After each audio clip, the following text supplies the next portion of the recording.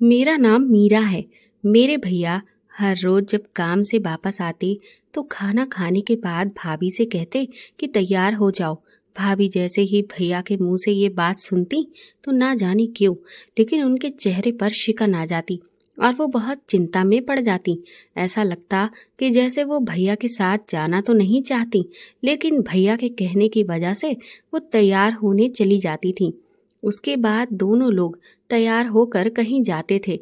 मेरी माँ भैया से पूछती कि तुम बहू को लेकर कहाँ पर जाते हो, तो भैया रोज माँ से एक ही बात कहते कि बगल वाले गांव में एक बहुत बड़े सिद्ध बाबा आए हुए हैं और उन्होंने मुझसे कहा है कि अगर मैं कुछ महीनों तक लगातार अपनी पत्नी के साथ उनके यहाँ पर आकर उनकी बताई हुई साधना करूँगा तो मेरी नौकरी में दिन रात खूब तरक्की होती जाएगी। लेकिन अजीब बात ये थी कि भाभी जब भी लौटती तो उनसे चला भी नहीं जाता और वो बहुत थकी होती। भाभी की हालत देख मुझे दाल में कुछ काला लगा और मैंने फैसला कर लिया था कि मैं देख कर ही रहूंगी कि भला ऐसी कौन सी जगह है जहाँ पर ऐसे सिद्ध बाबा आए हुए हैं। एक दिन मैं यही सब जानने के लिए अपने भैया के पीछे पीछे गई, तो मैंने जो कुछ देखा मेरी रूह कांप गई, क्योंकि वहां पर तो भाभी के साथ मैं भैया के साथ खाना खाने बैठ गई थी। भैया ने खाते हुए ही भाभी से कहा, पायल जल्दी से तैयार हो जाओ। ये सुनते ही माँ के माथे पर बल पड़ गए थे। भाभी जो बैठी हुई रोटियां सेक रही थी, एकदम से उनके हाथ से चिमटा छूट गया और वो सवालिया नजरों से भैया की तरफ देखने लगी। लेकिन फिर भैया ने उनसे न जाने आंखों ही आंखों में क्या कहा कि भाभी ने फिर तुरंत ही जल्दी जल्दी बाकी की रोटियां सेक कर निपटाई और अपने हाथ धोकर कमरे में तैयार होने के लिए चली गई। माँ बिस्तर पर बैठी हुई थी। वो कहने लगी, बेटा आदर्श, ये तुम रोज रोज अपनी पत्नी को कहाँ लेकर जाते हो? आदर्श भैया ने बड़ी ही लापरवाही से माँ से कहा, कहीं भी तो नहीं, बस यहीं पास में ऐसे ही किसी काम से जा रहा हूँ। वैसे भी हमारे गांव में कोई घूमने जैसी जगह तो है नहीं। तो माँ ने थोड़ी सी सख्ती दिखाते हुए भैया से पूछा कि तुम मुझे साफ साफ बताते हो या फिर मैं अपना तरीका अपनाऊं। इस पर भैया थोड़ा सा सहम गए और कहने लगे कि वो दरअसल बगल वाले गांव में एक बहुत बड़े सिद्ध बाबा आए हुए हैं। वो उस गांव के जंगल वाले इलाके में कुटिया डालकर साधना करते हैं। मैं उनके पास ही जा रहा हूँ, क्योंकि सुना है कि उनके पास बहुत शक्तियाँ हैं और जिस किसी को भी उनका आशीर्वाद मिल जाता है उसे जो चाहिए वो प्राप्त हो जाता है। मैं अपनी नौकरी में तरक्की चाहता हूँ, इसीलिए मैं उनके पास जा रहा हूँ। इस पर माँ कहने लगी कि तो तुम्हारी नौकरी में तरक्की के लिए तुम्हें उन बाबा के पास जाना चाहिए, लेकिन तुम बहू को साथ में लेकर क्यों जा रहे हो? इस पर आदर्श भैया माँ से बोले, दरअसल जब मैं उनके पास अपनी इच्छा लेकर गया था तो उन्होंने मुझे ये बात कही कि मेरी तरक्की तभी हो सकती है जब मैं अपनी पत्नी को कुछ महीनों तक लगातार उनके पास ले जाकर साथ में बैठकर हम दोनों पति पत्नी साधना करें और उनके दिए हुए मंत्रों का जाप करें। इसीलिए मुझे पायल को अपने साथ ले जाना पड़ेगा। अचानक ही ये बात भैया के मुंह से सुनकर मैंने भी अपनी थाली फटाफट धोकर रखी और किचन से बाहर निकलकर भैया की बात सुनकर दंग रह गई। मैंने भैया से कहा कि क्या सच में बगल वाले गांव में चमत्कारी बाबा आए हुए हैं?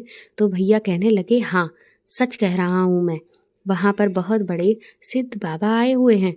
मुझे तो भैया की बात सुनकर यकीन ही नहीं हो रहा था। मैंने भैया से कहा कि मैं भी जल्दी से तैयार होकर आ जाती हूँ, आप मुझे भी उन बाबा जी के पास ले चलिए प्लीज़ भैया, क्योंकि मुझे भी बाबा जी से आशीर्वाद चाहिए ताकि मेरे परीक्षा में इतने अच्छे नंबर आएं कि मैं पूरे स्कूल में टॉप कर जाऊं। भैया मेरी बात सुनकर मुझे घूरने लगे और कहने लगे, चुपचाप आराम से घर में ही बैठी रहो। परीक्षा में नंबर बाबा जी के आशीर्वाद से नहीं आने वाले हैं, बल्कि खूब मेहनत से पढ़ाई करके आते हैं, समझी? आदर्श भैया ने मुझे बुरी तरह से डांट दिया था।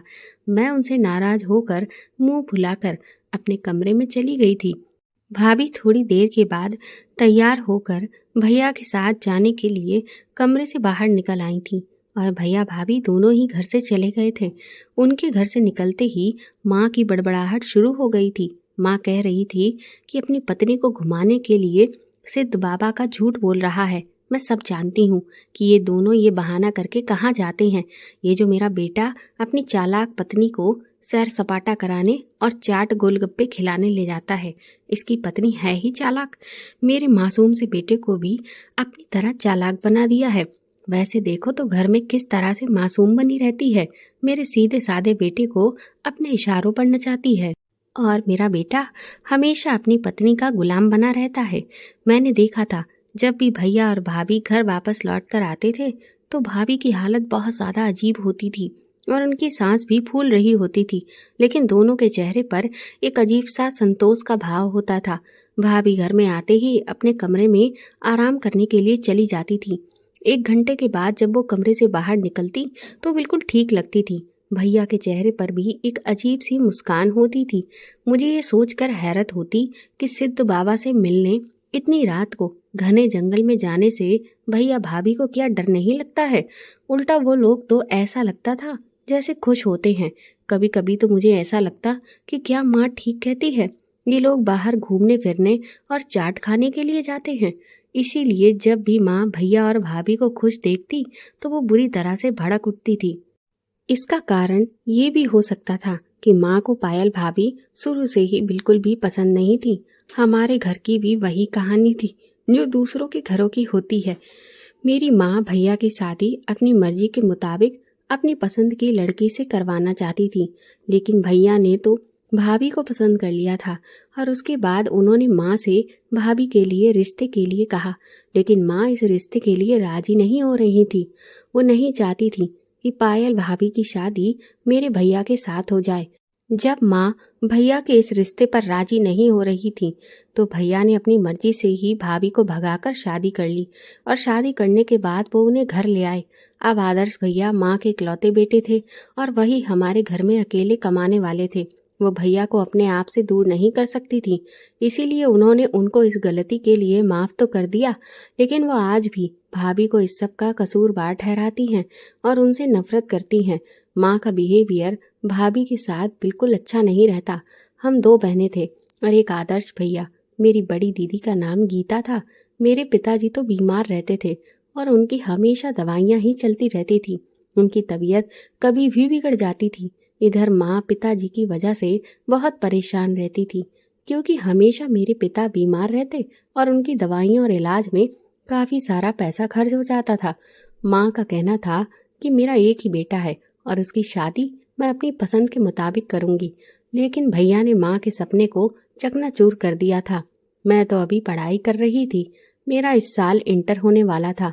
अब मेरे भैया भाभी की शादी को 6 महीने होने वाले थे। मैंने जब से होश संभाला था माँ और पिताजी को हमेशा छोटी छोटी बातों पर लड़ते हुए ही देखा था। मेरी दीदी की तो शादी हो गई थी, अब सिर्फ मैं ही कुंवारी बची थी, लेकिन मैं जल्दी शादी नहीं करना चाहती थी। मैं खूब पढ़ लिख कर कोई अच्छी नौकरी करना चाहती थी, मगर हमारे गांव में लड़कियों को नौकरी नहीं करने दिया जाता था। लेकिन मुझे तो नौकरी करती हुई लड़कियां बहुत पसंद थी। मेरे पिताजी तो चाहते थे कि मैं खूब पढ़ूं लिखूं, लेकिन माँ हमेशा यही कहती थी कि लड़कियां घर गृहस्थी संभालती हुई अच्छी लगती हैं। मेरी माँ बहुत ही पुराने ख्यालों वाली औरत थी और वो चालाक सासों की तरह हमेशा मेरी भाभी को तंग करती रहती थी। मेरे पिता माँ को बहुत समझाते थे कि बहू पर इतना अत्याचार मत किया करो, तुम्हारे आगे भी बेटियां हैं, लेकिन मेरी माँ तो समझने के लिए तैयार ही नहीं थी। इस बात पर माँ और पिताजी दोनों में बहुत ज़्यादा लड़ाई रहती थी।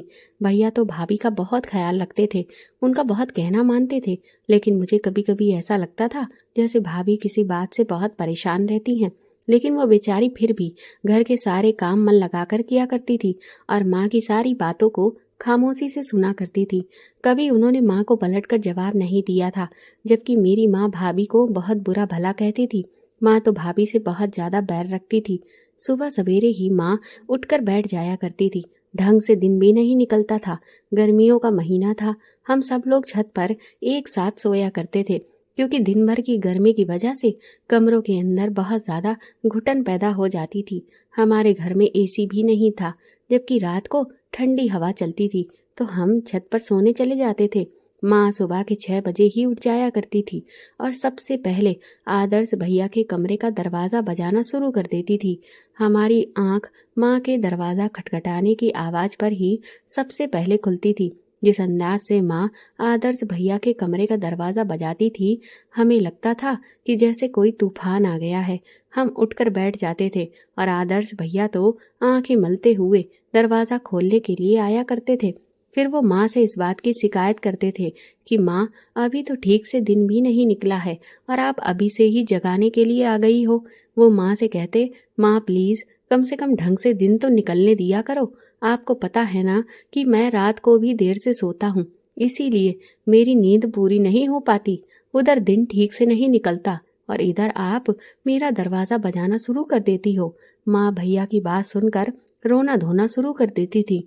सुबह सुबह ही सारे घर में हंगामा मच जाता था। माँ आदर्श भैया से कहती कि अब तुझे मेरे आगे भी जुबान चलानी आ गई है।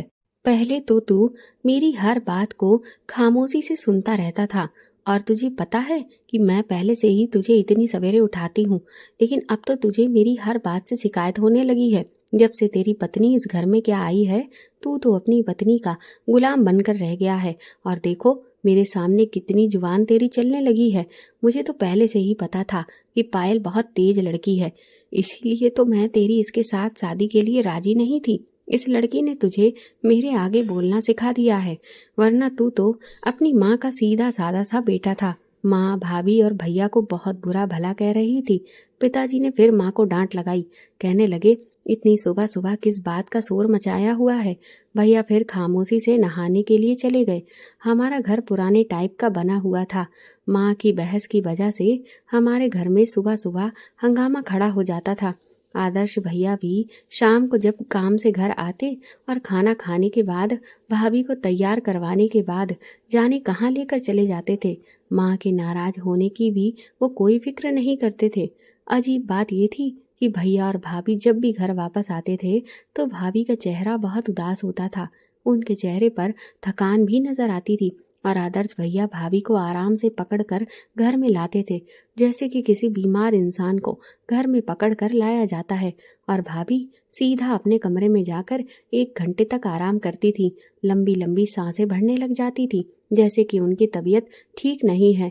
लेकिन इसके बाद भैया और भाभी एक दूसरे को देखकर इशारों में कुछ कहते थे और मुस्कुरा देते थे और आंखों से एक दूसरे को सांत्वना देते थे, जैसे कि वो आंखों ही आंखों में कोई बात करना चाह रहे हों। मैं उन लोगों के इन आंखों के इशारों को नोटिस किया करती थी।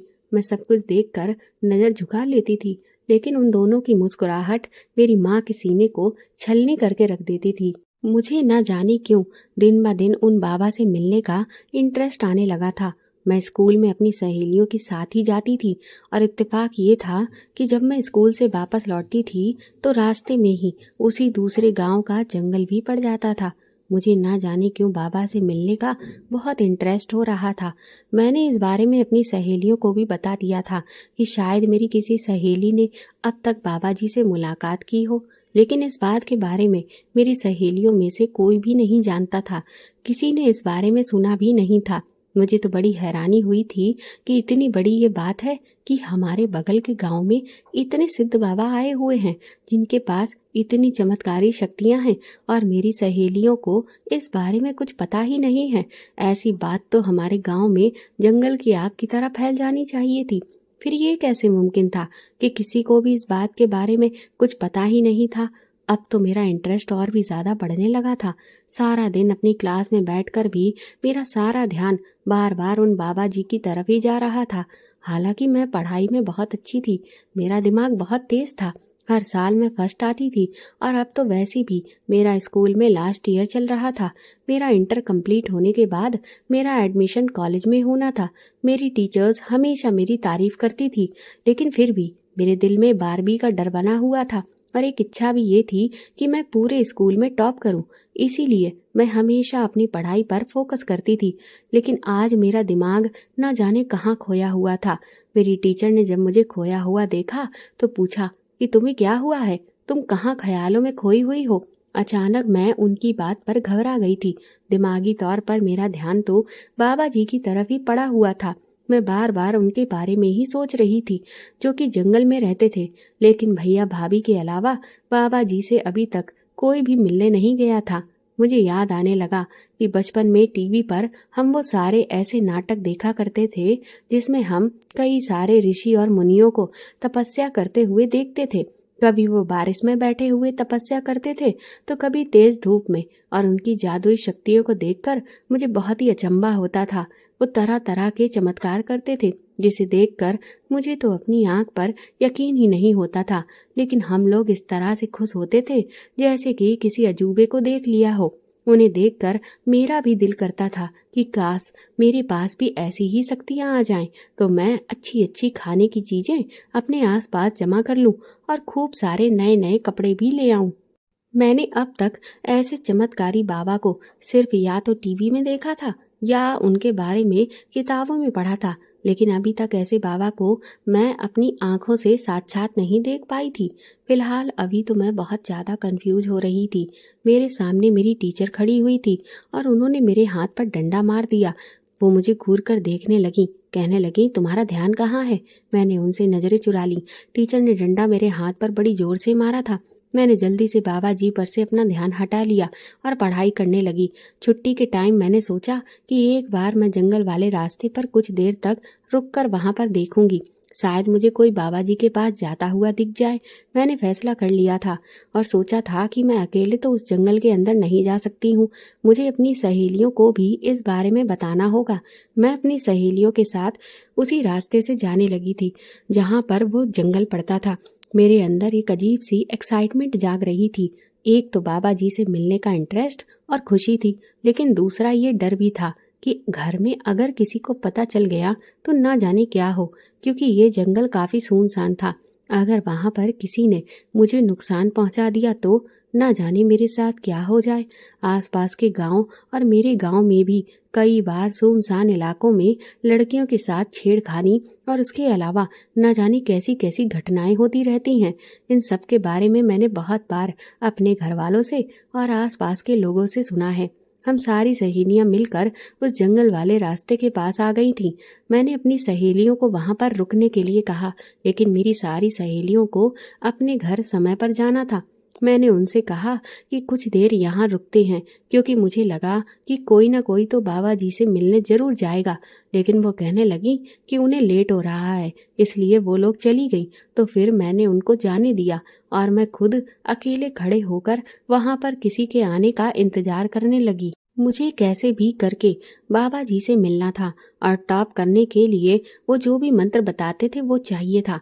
इसीलिए मैं घर नहीं गई थी। मुझे वहां पर खड़े हुए काफी देर हो गई थी। मैं चारों तरफ देख रही थी।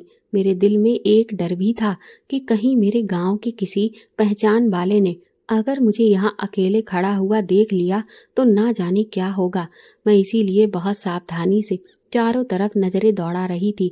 उस वक्त तो इतनी धूप थी कि मुझे वहां पर टहलते हुए काफी देर हो गई थी और मुझे बहुत गर्मी भी लग रही थी। मेरा पूरा शरीर पसीने से भीग चुका था। लगभग 1 घंटा पूरी सावधानी के साथ चारों तरफ नजर घुमाते हुए मैं इंतजार करके थक चुकी थी, लेकिन वहां कोई भी नहीं आया था। मैं बड़ी मायूस सी हो गई थी। मायूस होकर जब मैं घर वापस आई तो माँ बहुत ज्यादा गुस्से में थी। मैंने देखा कि माँ भाभी को डांट रही थी और भाभी भी रो रही थी। मैं समझ गई थी कि माँ ने जरूर भाभी से कुछ ऐसा वैसा कह दिया होगा। माँ ने भाभी से कहा कि पायल, तुम्हारे ये हथकंडे मेरे घर पर नहीं चलेंगे। बहाने बना बना कर तुम मेरे बेटे को रात को घर से न जाने कहाँ घुमाने फिराने की जिद लेकर चली जाती हो। तुम मेरे बेटे को मुझसे दूर नहीं कर सकती। मैं तुझे समझा देती हूँ कि रात को अपना बिस्तर छत पर लगा लेना। इतनी गर्मी है फिर भी तुम दोनों बंद कमरे में सोते हो। तुम दोनों को कमरे के अंदर नींद कैसे आ जाती है? आदर्श को तो शादी से पहले बिल्कुल भी गर्मी बर्दाश्त नहीं होती थी और अब गर्मी के महीने में भी कमरा बंद करके सो रहा है। वो पहले हम सब लोगों के साथ ही छत पर सोया करता था। न जाने तूने मेरे बेटे पर ऐसा क्या जादू कर दिया है कि वो हमेशा तेरा ही कहना मानता है। मैं भी देखती हूँ कि रात को तुम लोग कैसे कमरे में अंदर सोते हो। माँ को ना जाने भाभी से क्या प्रॉब्लम थी, वो बेचारी बिना आवाज के रो रही थी। भाभी माँ से कहने लगी कि माँ जी, मैंने तो आदर्श से कहा था कि हम लोग छत पर बिस्तर लगाकर सो जाते हैं, लेकिन उन्होंने मना कर दिया था। भाभी की किसी भी बात पर माँ को कोई यकीन नहीं आ रहा था। माँ भाभी से कहने लगी कि बस बस रहने दे, मेरे सामने ज्यादा मासूम बनने की जरूरत नहीं है। माँ ने तो फौरन ही उन्हें टोक दिया था।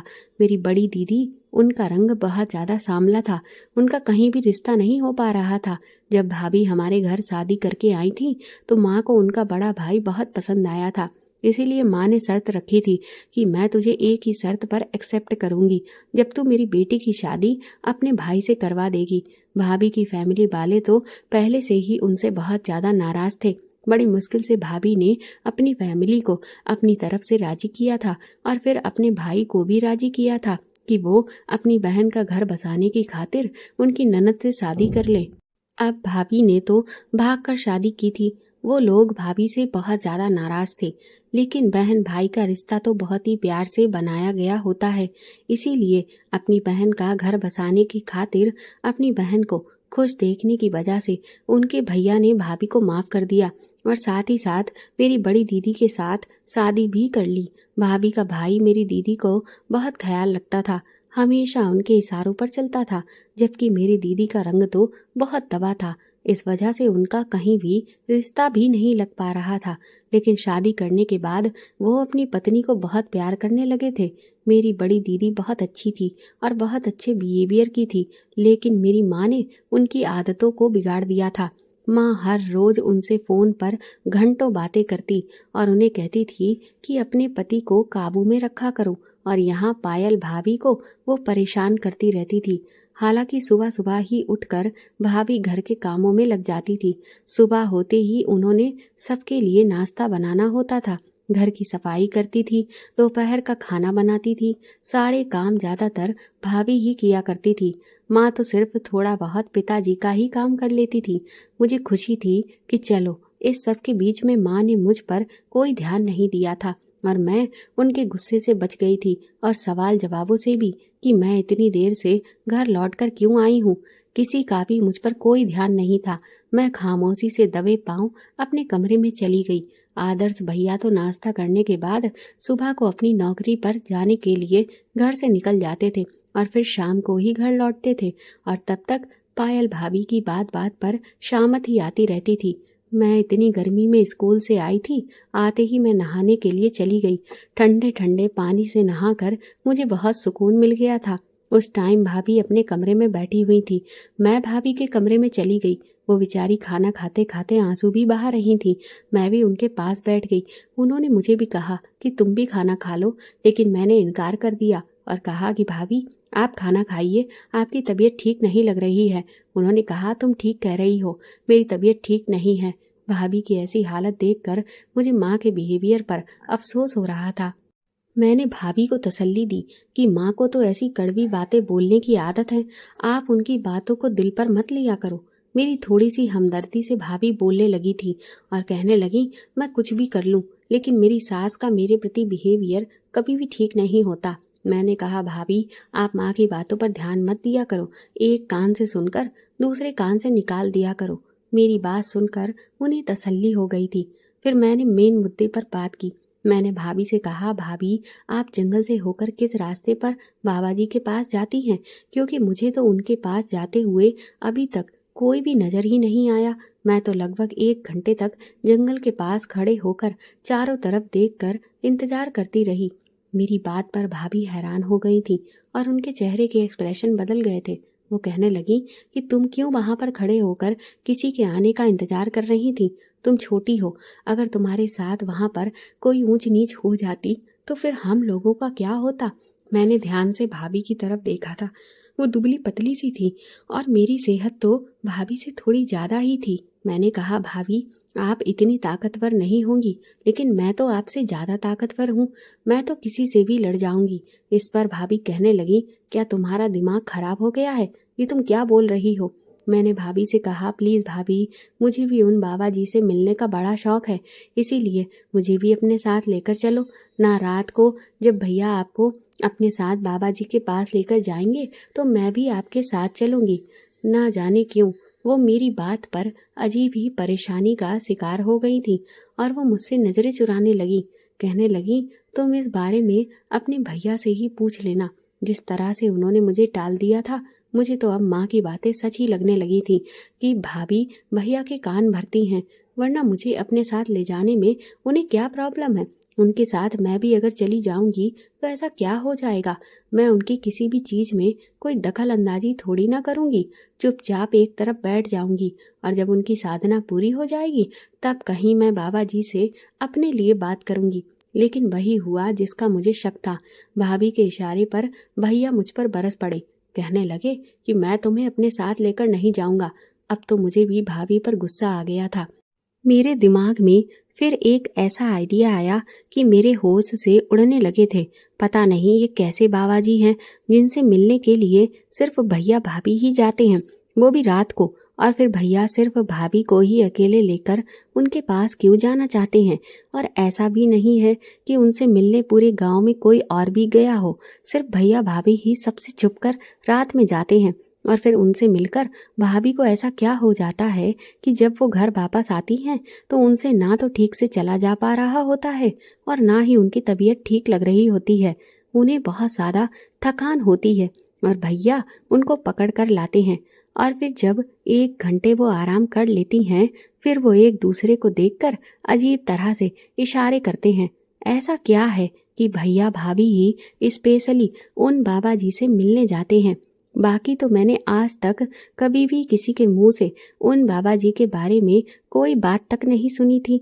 मैं जब भी अपनी सहेलियों से मिलती थी और उनसे कहती थी कि दूसरे गांव के जंगल वाले रास्ते पर तुम लोगों ने कभी सिद्ध बाबा से मिलते हुए किसी को देखा है, तो सब की सब मेरा मजाक उड़ाने लग जाती थी। वो कहती थी कि ऐसे कौन से जादूगर बाबा हैं जो इस जंगल में रहने आ गए हैं।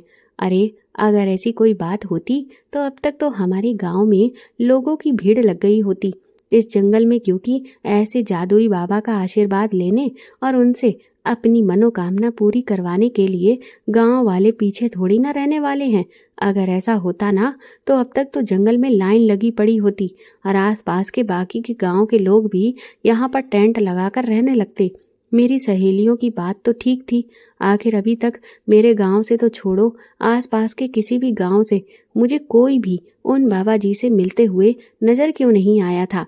अब तो मेरे अंदर एक जासूस जाग चुका था।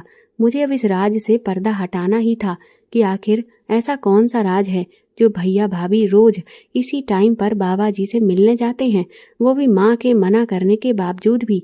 मैं अब दिल ही दिल में ये ठान चुकी थी कि इस सच्चाई को मैं सामने लाकर ही रहूंगी।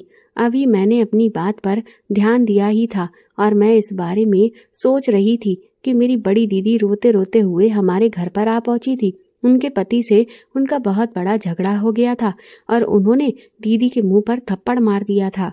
अब हमारी घर पर एक और तूफान खड़ा हो चुका था। काफी दिनों तक दीदी हमारे घर पर ही रही और कुछ दिनों बाद उन्होंने एक अजीब सी रट लगा ली। वो कहने लगी कि आदर्श भैया भी पायल भाभी को 1-2 थप्पड़ मारकर उनको उनके मायके छोड़कर आए। ये बात सुनकर तो भैया जम से गए थे, क्योंकि भैया भाभी आपस में एक दूसरे से बहुत प्यार करते थे और वो बहुत खुश रहते थे। भैया ने कहा कि तुम्हारे इस मैटर में भला मेरा और पायल का क्या कसूर है? ये बात कहनी थी कि माँ तो भैया के पीछे ही पड़ गई। कहने लगी, हाँ तुम्हारी पत्नी तो बहुत मासूम है, मेरी बेटी का ही सारा कसूर है। मुझे अपनी बेटी की शादी इस मनूस के भाई के साथ करनी ही नहीं चाहिए थी। मुझे क्या पता था कि वो मेरी बेटी के साथ अत्याचार करता है, उस पर हाथ उठाता है। आदर्श भैया कहने लगे, आपकी बेटी ने ही कुछ गलत किया होगा, तभी तो इसका पति भी इस पर हाथ उठाने पर मजबूर हो गया है। ऐसे ही तो कोई किसी पर हाथ नहीं उठाता। माँ कहने लगी, तुझे अपनी बहन की तकलीफ का जरा भी एहसास नहीं है? ये बात सुनकर पिताजी को भी गुस्सा आ गया था। उन्होंने भी माँ को डांट लगाई और कहा कि आदर्श बेटा ठीक कह रहा है। तू अपनी बेटी से फोन पर बात किया करती थी और उसको यही समझाती रहती थी कि अपने पति को हमेशा काबू में करके रखना। हर मर्द काबू में आने वालों में से नहीं होता। तेरी बेटी ने तेरा कहना मानकर ही अपने घर में लड़ाई झगड़ा पैदा किया होगा, तभी इसका पति इस पर हाथ उठाने पर मजबूर हो गया होगा। इस बात पर माँ और पिताजी दोनों में आपस में झगड़ा होने लगा था। हमारा घर तो ऐसा अखाड़ा बन गया था जहाँ पर हमेशा झगड़ा ही होता रहता था। लेकिन माँ और दीदी ने तो जिद बांध ली थी कि अब तो इस घर में तुम्हारी पत्नी तभी वापस आएगी जब ये अपने भाई को जाकर समझाएगी कि वो मेरी बेटी से आकर माफी मांगे और उसे यहाँ से इज्जत के साथ लेकर जाए। भैया बहुत ही ज़्यादा परेशान हो गए थे। भला ये किस तरह की जिद थी? इस सब में भैया और भाभी का तो कोई कसूर नहीं था। भैया बार बार भाभी की तरफ देख रहे थे और भाभी का तो रो रो कर बुरा हाल था। भाभी खुद से ही आकर आगे बढ़ी और माँ से कहने लगी कि माँ जी, मुझे दीदी का दुख है, लेकिन भैया की सज़ा मैं क्यों भुगतूं? भाभी की बात बिल्कुल ठीक थी, लेकिन कुछ भी हो जाता, मेरी माँ अपनी जिद से हटने वाली नहीं थी। चाहे वो दोनों का रिश्ता ही क्यों ना ख़त्म करवा देती। अगर एक तरफ रिश्ता ख़त्म हो रहा था तो माँ, भाई और भाभी का भी रिश्ता ख़त्म करवाने पर तुल जाती। माँ पर तो पिताजी की भी किसी बात का कोई असर नहीं होता था। आदर्श भैया ने भाभी पर हाथ तो नहीं उठाया, लेकिन उन्हें सामान पैक करने को कहने लगे। बोले, पायल, जाकर तुम अपना सामान पैक करो, मैं तुम्हें तुम्हारे मायके छोड़कर आता हूँ। भाभी को इस बात पर बहुत गुस्सा आ गया था और वो कहने लगी, आदर्श, तुम मुझे किस बात की सजा दे रहे हो? भैया ने अपनी नज़र झुका ली थी। भैया माँ की जिद के सामने इनकार नहीं कर सकते थे। माँ को तो सिर्फ लड़ाई झगड़ा करने का मौका चाहिए होता था। माँ कहती कि अगर मैं अपनी पसंद की लड़की इस घर में लेकर आती तो वो मेरे घर को स्वर्ग बना देती। मैंने तो बेकार ही इसके भाई की शादी अपनी बेटी के साथ करवाई। कहीं और करवाती तो मेरी बेटी का घर भी खुशी खुशी बसा हुआ होता। माँ ने रो रो कर बुरा हाल कर दिया था। उधर पिताजी का गुस्सा ऐसी बातें सुनकर हाई हो चुका था। पायल भाभी रोते रोते अपना सामान पैक करके घर से जा चुकी थी, क्योंकि झगड़ा अब डाइवोर्स तक पहुंच चुका था। क्योंकि माँ की शर्त थी कि तुझे अगर अपनी बहन का घर बसाना है तो अपनी पत्नी को डाइवोर्स देना ही होगा। लेकिन भैया तो किसी भी हाल में भाभी को नहीं छोड़ सकते थे। अब घर में हर दिन इस बात पर झगड़ा होने लगा था। रात के टाइम पर अचानक मेरी आंख खुली। मैंने देखा कि भैया के कमरे का दरवाज़ा खुला हुआ था और वो अपने कमरे में मौजूद नहीं थे। बाहर का गेट खोलकर घर से बाहर चले गए थे। मैं सोच रही थी कि आज तो भाभी भी घर में नहीं है, भैया इस टाइम पर कहाँ गए होंगे। लेकिन ये एक दिन की बात नहीं थी। अब तो मैंने देखा कि भैया हर रोज रात को घर से निकल जाते थे। इस बार मैंने भैया का पीछा करने की ठान ली थी। जैसे ही भैया बाहर निकले, मैं भी जल्दी से दुपट्टा ओढ़कर घर से निकल गई थी। माँ और पिताजी तो उस वक्त गहरी नींद में सोए हुए थे। सड़कों पर गहरा सन्नाटा छाया हुआ था। मैंने देखा कि भैया भाभी के मायके की तरफ जा रहे थे, क्योंकि भाभी का मायका भी हमारे घर से थोड़ी ही दूरी पर था। इस टाइम वो भाभी के मायके की तरफ क्यों जा रहे थे? मुझे तो डर लग रहा था कि कहीं भैया ने अगर मुझे उनका पीछा करते हुए देख लिया तो मेरी तो पिटाई लग जाएगी। मुझे लगा कि कहीं भैया भाभी को मायके से बाबा जी के पास तो नहीं लेकर जाने वाले हैं। पहले भैया भाभी के घर गए। मैंने देखा कि भाभी दरवाजे पर ही खड़ी होकर भैया का इंतजार कर रही थी। उन्होंने अपने चेहरे को छुपाया हुआ था। वो दोनों हाथ पकड़कर चलने लगे। मैं भी उनका पीछा कर रही थी। वो दोनों जंगल वाले रास्ते के साथ लगी हुई सड़क पर चलने लगे थे। मुझे डर लग रहा था कि कहीं अचानक से कोई मुझे पकड़ ना ले और जंगल में ना खींच ले जाए। अगर ऐसा हुआ तो फिर मैं अपना बचाव कैसे करूंगी? मेरे दिल में आया कि मैं यहाँ से वापस लौट जाऊं, लेकिन मेरे अंदर बैठे शक ने मुझे ऐसा करने से नहीं दिया।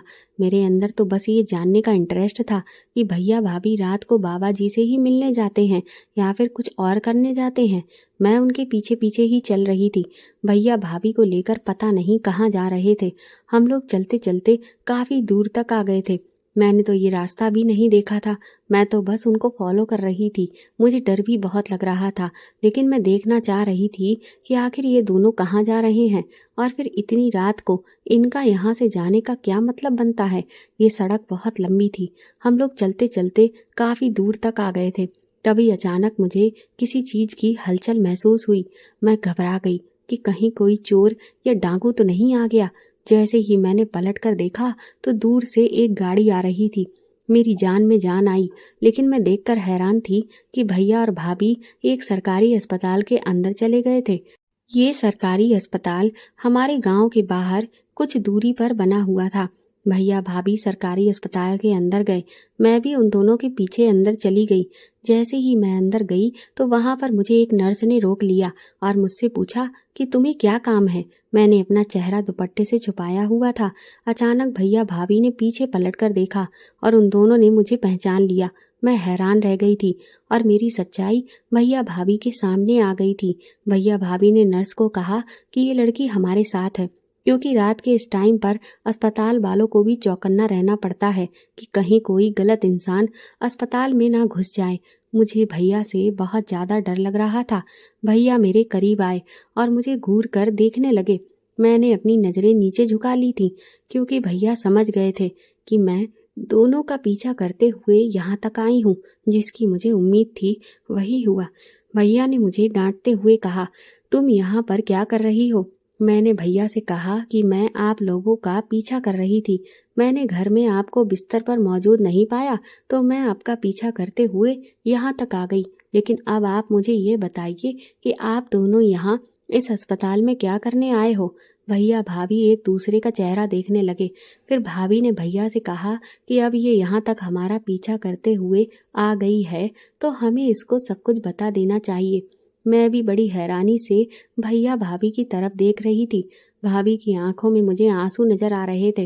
भैया ने कहा कि तुम ही बताओ, हमारे घर में जो हंगामा रोज मचा रहता है और माँ करती है, इसमें मेरा और तुम्हारी भाभी का क्या कसूर है? माँ चाहती है कि मैं दीदी की खातिर पायल को डाइवोर्स दे दूं, लेकिन मैं ऐसा नहीं कर सकता। माँ ने ही तो जबरदस्ती पायल के भाई के साथ दीदी की शादी करवाई थी। हालांकि पायल का भाई शादी करने के लिए तैयार भी नहीं था, लेकिन वो सिर्फ अपनी बहन का घर बसाने की खातिर शादी करने के लिए तैयार हुआ था। अब जब वो अपने पति से लड़ झगड़ कर हमारे घर वापस आ गई है तो इसमें भी पायल का कोई कसूर नहीं है और सजा पायल को और मुझे दी जा रही है। तुम जानती हो कि मैं तुम्हारी भाभी से कितना प्यार करता हूँ। मैं इससे दूर नहीं रह सकता और मैं यहाँ अस्पताल में आज पहली बार नहीं आया। हर रोज मैं यहाँ अस्पताल में आता हूँ। तुम्हारी भाभी को एक अजीब तरह की बीमारी है जिसमें इसके शरीर की रोजाना मशीनों के द्वारा थेरेपी की जाती है। इस अस्पताल में सारी मशीनें मौजूद हैं। मैं हर रोज तुम्हारी भाभी को यहाँ थेरेपी के लिए लेकर आता हूँ। मुझे पता है कि माँ कभी भी हमें एक साथ घूमता हुआ नहीं देख सकती, इसीलिए मैं घर पर सिद्ध बाबा जी का बहाना बनाता था। अगर मैं उनको पायल की बीमारी के बारे में बता देता तो माँ पायल को और ज़्यादा तंग करती और कहती कि बीमार होते हुए भी मेरे बेटे के पल्ले बंध गई है। मैं नहीं चाहता था कि पायल की बीमारी की वजह से माँ उसे और ज़्यादा परेशान करे, इसीलिए मैं खामोशी से यहाँ पर चुपचाप पायल का इलाज करवा रहा हूँ। मैं माँ के भी खिलाफ नहीं जा सकता और अपनी पत्नी के भी, जबकि मुझे पता है कि कौन सही है और कौन गलत है।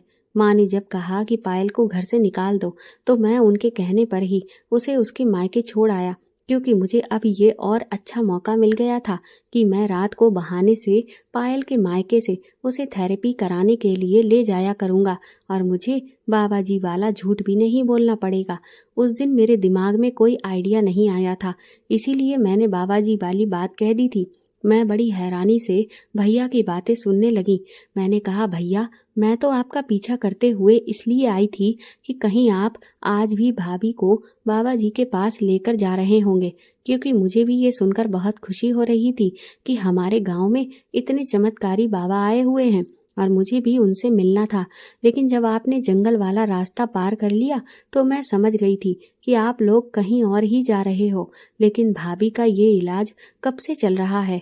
भैया ने कहा कि तुम्हारी भाभी के शरीर में एक अजीब तरह की बीमारी पैदा हो गई है, जो कोई इतनी बड़ी तो नहीं है, लेकिन उसके लिए थेरेपी होना बहुत ज़रूरी है ताकि आगे चलकर इस बीमारी की जड़ खत्म हो जाए। और ये इलाज 4 महीने से चल रहा है। लगभग 1 महीने का इलाज और रह गया है। उसके बाद मैं पायल को उसके मायके से ही ले जाकर कहीं दूसरे घर में शिफ्ट हो जाऊंगा, क्योंकि उस घर में रहते हुए तो माँ कभी भी हमें चैन से जीने ही नहीं देगी। मैं दोबारा वापस अपने घर नहीं जाऊंगा। अगर हर रोज हमारे घर में लड़ाई झगड़ा होता रहेगा तो पायल दिन ब दिन और ज़्यादा बीमार होती चली जाएगी। जब उसकी ये थेरेपी होती है तो पायल बहुत ज़्यादा परेशान हो जाती है और इसके शरीर में थकावट होने लगती है। मैं उसे पकड़ कर लेकर आता हूँ और मैं उसको देखकर खुश होता हूँ कि बस कुछ और दिनों की बात है और मेरी पत्नी पूरी तरह से ठीक हो जाएगी। मैंने भैया से माफ़ी मांगी और कहा कि भैया मुझे माफ़ कर दीजिए। मुझे आपका ऐसे पीछा नहीं करना चाहिए था, बल्कि मुझे आपसे इस पूरी बात के बारे में पहले पूछ लेना चाहिए था। भैया ने कहा, कोई बात नहीं, बस तुम हमारे लिए प्रार्थना करो, क्योंकि माँ मेरे और मेरी पत्नी पर ज़्यादा ही अत्याचार करने लगी है। भाभी की थेरेपी होने लगी थी।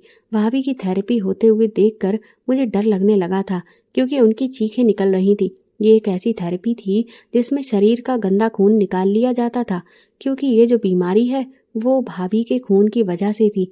वो सारी बीमारी उनके गंदे खून के थ्रू निकल जाएगी। फिर हम भाभी को लेकर उनके मायके चले गए थे। मैंने घर जाकर पिताजी को सारी बात बता दी, क्योंकि एक वही थे जो माँ और दीदी को काबू में कर सकते थे और भैया को घर बुला सकते थे। पिताजी ने माँ को खूब डांट लगाई और कहा कि अगर मेरा बेटा अपनी पत्नी को लेकर घर वापस लौट कर नहीं आया तो फिर मैं तुम्हें तलाक दे दूंगा। आज पिताजी ने भी फैसला कर लिया था कि आर या पार ही होगा। माँ के पास तो अब कोई रास्ता ही नहीं बच रहा था, इसलिए उन्होंने अपने आप को शांत कर लिया, क्योंकि पिताजी को हमेशा भाभी ही सही लगती थी और वो इसी बात पर माँ से झगड़ा करते रहते थे। दीदी को भी डांट कर उन्होंने उनके ससुराल भेज दिया था। पिताजी ने दीदी को बहुत समझाया कि अपनी माँ के कहने में आकर कभी भी अपना घर मत बिगाड़ना, क्योंकि दीदी हर बार माँ के कहने पर ही जीजा जी से लड़ाई झगड़ा करती थी। उनका कहना था कि अपने पति को पल्लू से बांध कर रखो, जबकि भाभी पर वो खुद अत्याचार करती थी। भैया भाभी को खुलकर आपस में वो बातें भी नहीं करने देती थी। कुछ दिनों बाद भाभी अपने घर आ गई। माँ का बिहेवियर धीरे धीरे भाभी के साथ ठीक हो गया, क्योंकि पिताजी माँ पर बहुत ज़्यादा सख्ती करने लगे थे। वो माँ को डांट कर रखते थे। पहले भी वो माँ को बहुत डांटते थे, लेकिन उन्हें माँ से ज़्यादा बात करना पसंद नहीं था, क्योंकि माँ कभी किसी की बात नहीं सुनती थी। लेकिन अब पिताजी ने फैसला कर लिया था कि बेटे का घर बसाना है तो अपनी पत्नी को काबू में करना होगा। माँ बिल्कुल ठीक चल रही है। भाभी और भैया की जिंदगी भी आपस में बहुत अच्छी चल रही है। मैं बहुत खुश हूँ अपनी सुखी परिवार को देखकर, क्योंकि अब हमारे घर में लड़ाई झगड़ा भी बहुत कम हो गया है। उधर दीदी अपने ससुराल में बहुत खुश है, क्योंकि पिताजी ने माँ से मोबाइल छीन लिया है और कहा है कि जब बेटी घर आया करेगी तभी उससे बात किया करो। फ़ोन पर गलत बातें करके अपनी बेटी को ससुराल वालों के खिलाफ भड़काया मत करो। दोस्तों, मेरा तो सभी से कहना यही है कि अपनी बेटियों को हमेशा ससुराल में बसने की और ससुराल वालों को समझने की एडवाइस दिया करें और कभी मेरी माँ के जैसे ना बने। अगर ऐसा ही है तो फिर अपनी बहू को भी वही सब करने दीजिए जो आपकी बेटी आपके ससुराल वालों के साथ कर रही है, और इसीलिए सब मिलजुल कर खुश रहिए और आपस में प्यार मोहब्बत बनाए रखिए, ताकि हमारी नफरत की वजह से कभी कोई चोरी चुपके गलत कदम ना उठाए। तो दोस्तों, आपको ये कहानी कैसी लगी हमें कमेंट करके ज़रूर बताएं और प्लीज़ मेरे चैनल को सपोर्ट करिए। मेरी कहानियों को ज़्यादा से ज़्यादा पढ़िए और लाइक करके उन्हें ज़्यादा से ज़्यादा शेयर करिए। Thank you.